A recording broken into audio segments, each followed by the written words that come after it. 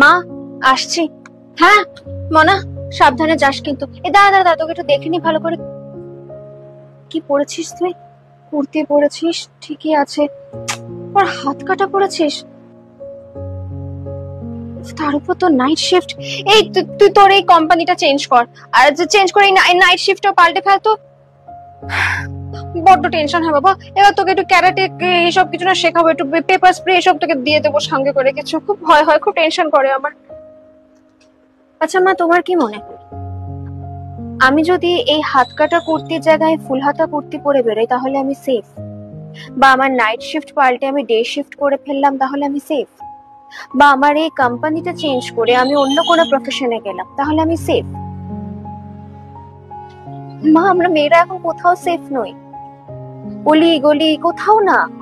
এমনকি ডাক্তার হয়েও এখন মেয়েরা সেফ নই। ডাক্তার কি বলো না, ডাক্তার কি হাত কাটা কুর্তি পরে কাজ করে? সে তো মানুষের প্রাণ বাঁচানোর কাজ করে, সেখানেও কাজ করতে গিয়ে বরং ডাক্তারেরই প্রাণ চলে যাচ্ছে, কারণ সে একটা মেয়ে। নাইট শিফট করেছে বলে সেটা নয়।